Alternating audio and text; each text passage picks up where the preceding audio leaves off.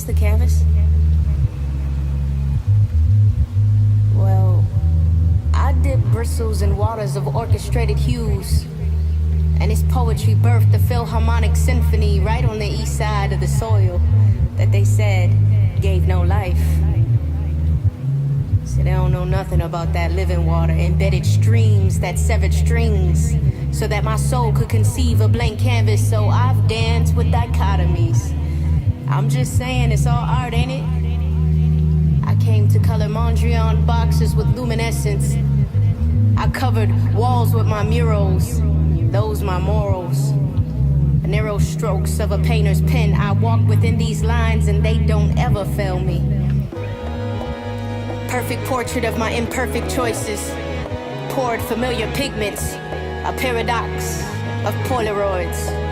A Kodak of memories that could preach harmonious sermons. This frame is of a cocoa-covered black woman, dripping facts on them. Beauty of Babylon, a relentless jewel coated in gold. Okay. Come grab my hand and fly with me into freedom's palace. Journey through my journal entries and find better days, dripping from the fingertips of this grown woman. Dripping from the fingertips of this grown woman is my soul's acrylic.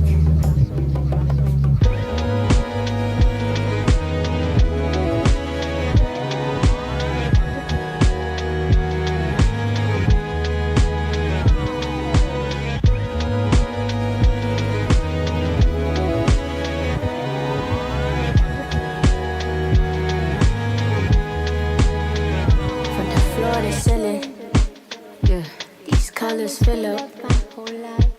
Journey dripping, flood the river, my soul's acrylic. My soul's acrylic. I coat the canvas with these colors, past and present. I learn my lessons as I travel, cause some damage.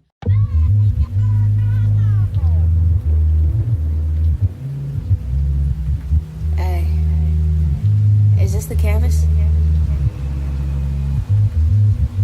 Well, I dip bristles in waters of orchestrated hues, and it's poetry birthed the Philharmonic Symphony right on the east side of the soil that they said gave no life.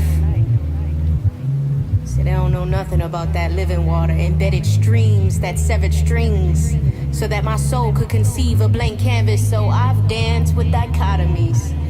I'm just saying it's all art, ain't it? I came to color Mondrian boxes with luminescence. I covered walls with my murals, those my morals. The narrow strokes of a painter's pen. I walk within these lines and they don't ever fail me. Perfect portrait of my imperfect choices. Poured familiar pigments. A paradox of Polaroids. A Kodak of memories that could preach harmonious sermons. This frame is of a cocoa-covered black woman, dripping facts on them. Beauty of Babylon, a relentless jewel coated in gold. Okay. Come grab my hand and fly with me into freedom's palace. Journey through my journal entries and find better days, dripping from the fingertips of this grown woman. Dripping from the fingertips of this grown woman is my soul's acrylic.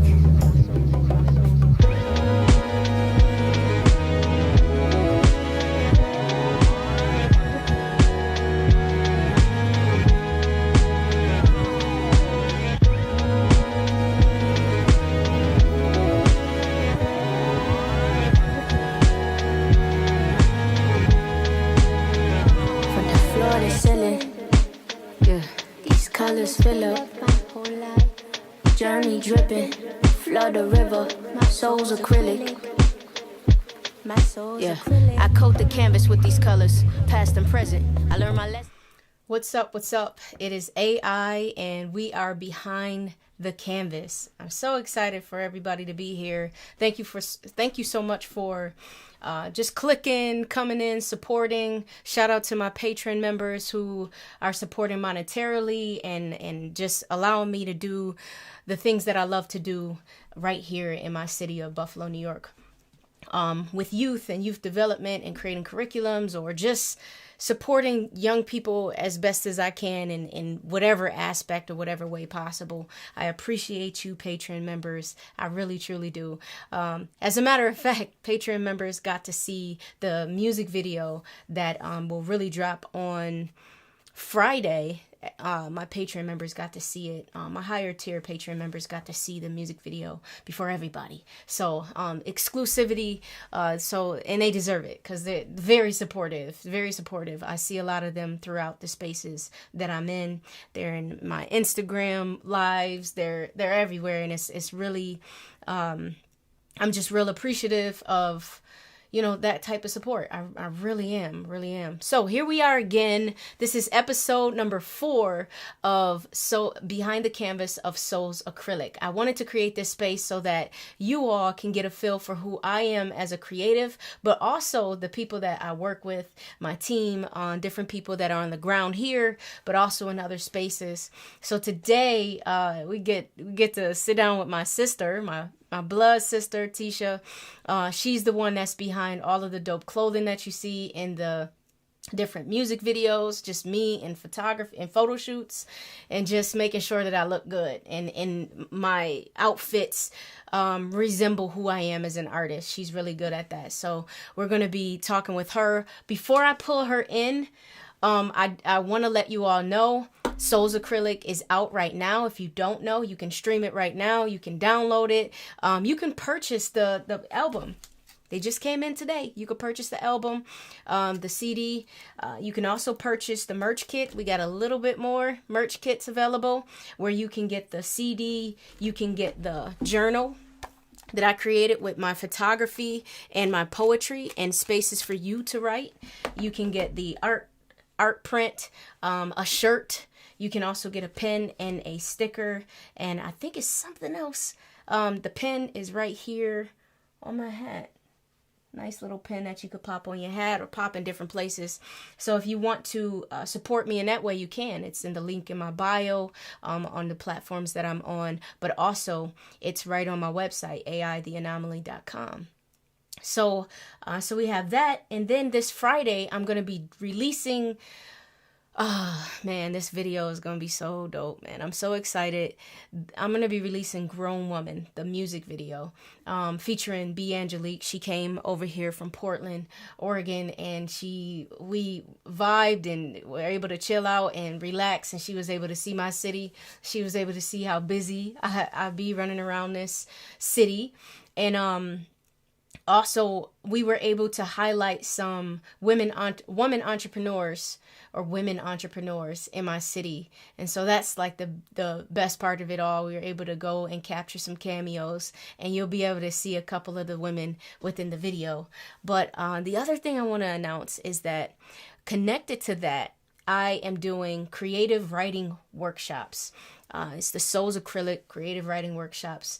You can sign up for those, register for those, and it's going to be in March. It's the Women's History Month, so it's a perfect time for us to come together as a collective, those who like to write poetry, like to write stories, just like to write in general, and just want to gain another perspective, because I have a unique way in teaching individuals how to write creatively. So we're going to have some unique lessons, unique workshops and activities, and those pieces of work, that written work, is going to be placed in a book similar to this. We're going to have a different cover, and we're going to have some different photography in here, and it's going to be the poetry that you all create. Whoever registers, you all are going to be part of this creative collective process, and then the books will be available for purchase and ready to put out so everybody else can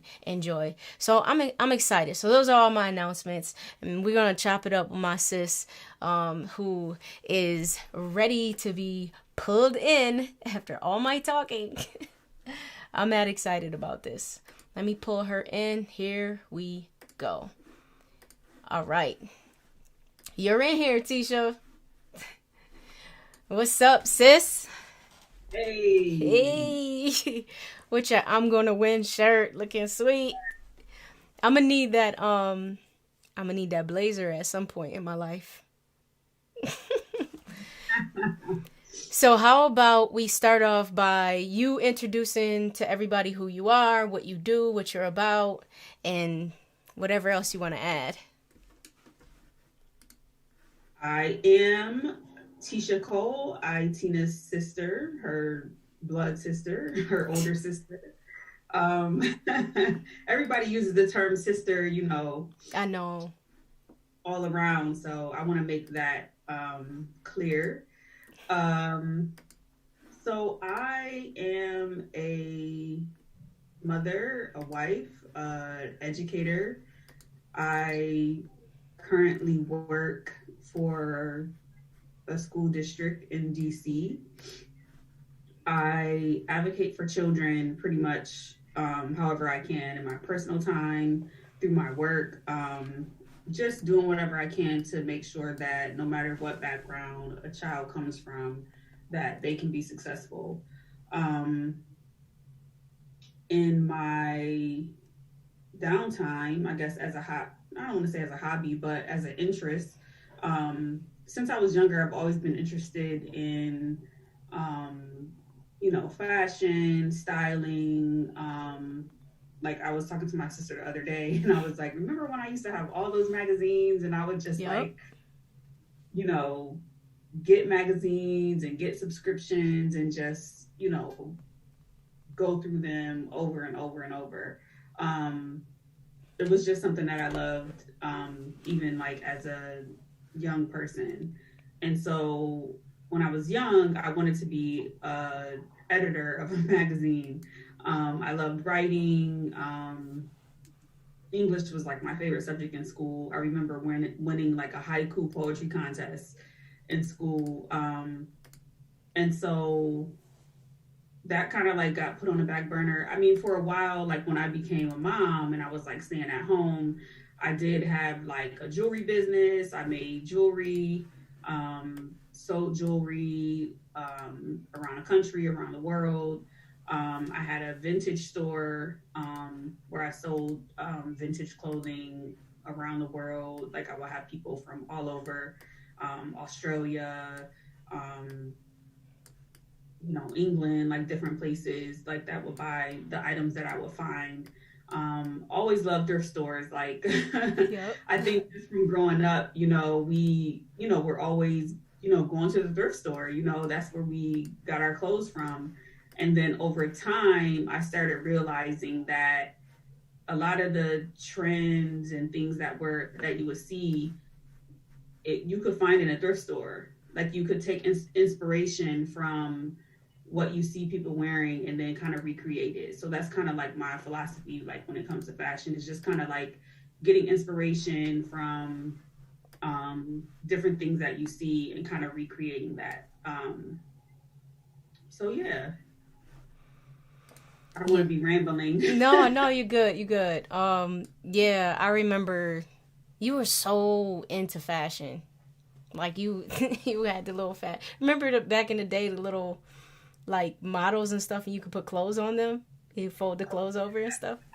Paper dolls. I had like my Barbie dolls. Like I had so many Barbie dolls. Like I might have had like 100, and then we would go to like these sales at like the the private schools would have like these garage sales, and like they would sell like Nickels.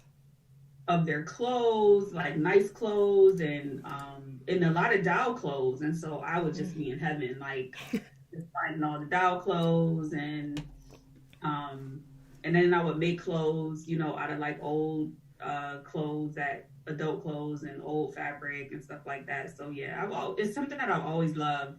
Um, but I don't know, like, like when you would hear people say things, I guess more so to like athletes, like always have a backup plan. And so over time, I guess like as I would hear people, say that certain things um, may not that it wasn't realistic, but it was like a creative area that, required a lot. Like it will require, of course, a lot of work, but it requires being turned down. It requires, in some cases, like being, having your own business or whatever the case may be. And I don't know, I think like once I went to college, I just more so focused in on like communication and PR and advertisement, because I thought that that would be like a route into what I wanted to do. But I actually had an experience in a school, a public school, and I saw how the teacher was treating the students who looked like me, came from same type of background as me. And in that moment, it kind of like changed what I really wanted to focus on. And so, the teacher would talk about his tenure and how, he just comes there and it's just a job to him. And, the kids were struggling. He was a white male teacher, and honestly, he just didn't really care about if the kids succeeded or failed. Like, he had his tenure, he was good.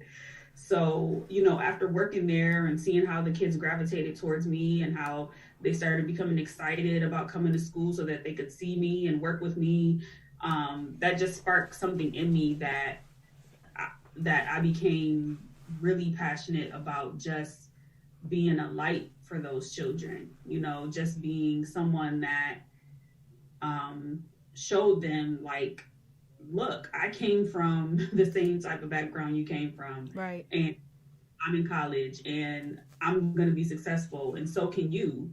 And that experience is kind of like what led me down a different path than what I initially thought that I was going to do. Like, I'm passionate about both, but making a difference was like more important to me, just because of like the things that I went through, growing up as a child, and different things with our mom, and abandonment, and just going through all of those things, and then seeing children that are going through those things and just being right. like, no matter what, like, stay focused on your goals. Like, you can do it. Like, you can be successful. Right. It doesn't matter where your family comes from, what they're doing.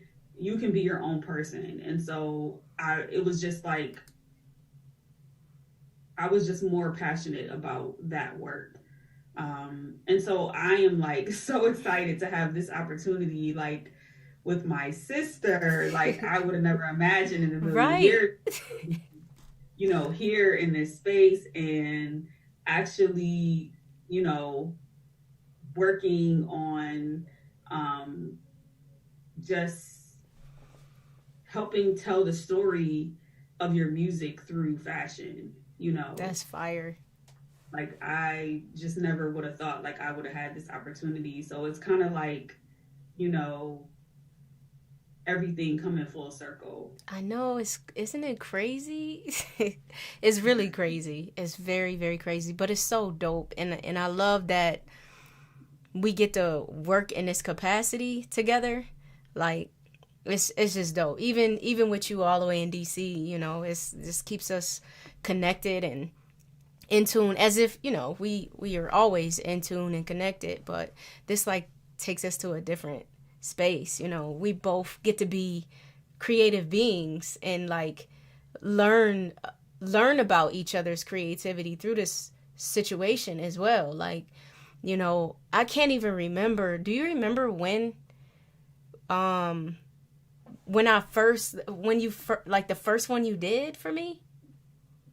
I don't know. I just always remember, like, and I think this was even before you were signed with God Over Money. Like, I just remember you calling me like the day before or like 2 days before, and you're like, yo, I'm at the mall and I gotta find something to wear for this video. And I'm like, yeah, let's go, but then over time, it's like, things got serious. We gotta like plan this out. Like, we gotta like, get more serious and more organized about like what we're doing. But definitely before like you got signed to God Over Money, like I just remember, you calling me, and even if you already had an idea in mind, just like kind of getting my feedback on it. Like, if you wanted to, wear a certain look, like helping, me helping you find, find that look, like what stores have or where you could go. Um, but yeah, like that's like my first, like that's the thing that I remember, like you calling me like out of nowhere, like I got this video. Today is Wednesday, and I got this video on Friday. Right. I used to be calling you so stressed out, like, man, I don't know what to do. Call and you'll be going from store to store, and so Stressed. Now it's like, with me being in DC and you being in Buffalo, just being able to have more lead time to actually plan out what you're gonna do. Like I remember when we did which video was it? When it was like me, you, the video person and Creator. the director all met together. Like that was a great experience. Like I listened to the song, I listened to the words. Of course I listen to the words anytime I listen to the song. Right. Like getting an understanding for like what you were talking about and how that would connect to the visual that people would see. And so in that song you talked about like art as kind of like a revolution. And so through the different things that I heard in the song, I'm like, oh, it would be so dope if you had like this this whole like Black Panther type look. And so in that video, you had the Black Kango beret with the leather jacket and the plaid green pants. And so that, like, in that moment, I was just like so excited and like inspired to like continue to like, go down that road of like helping you and, just like create. I think fashion is art, and it helps to tell a story. And so that's what I think about when I'm thinking about creating looks. It's not just like, oh, what's the current trend or what's the hot new thing. It's like, what story is this song telling? And that's how I kind of look at it in conjunction with, what's my sister's style? Because when you're shooting a video or you're doing a concert, like I don't want you to feel, or anybody that like I, source outfits for, I don't want them to feel uncomfortable. Because if you feel uncomfortable, then it's going to be seen. Show, in the images. And so just like getting an understanding of like your style and what you're comfortable in and looking at, what you usually wear on a regular basis and like taking that and kind of turning it up a notch, sometimes exaggerating that and just like pulling it together and meshing it with the song and the lyrics and stuff like that. Yeah, I remember even saying to you, like, I need you to come up with some options for me to wear, because I was taking it, well, not that I wasn't taking this music serious, I was, but when I realized that it was more so like, this is a business, I began to look like, I want to have a strong brand and I want to showcase who I am as an artist. Remember I came to you and I was like, I need you to help me because like real talk, like I didn't want to give off a masculine look. And, though I'm comfortable in sweatpants and sweatshirt and all of that stuff, I was like, look, I want to make sure I showcase my womanhood at the same time, but that I'm comfortable with these things. So I think you did a really good job, like pushing me. Of course, I, as the artist, I have to be open and taking what you're saying, like, okay, yeah, I'll try that tutu. I'll try that. But you did a good job of like, because you know me really good.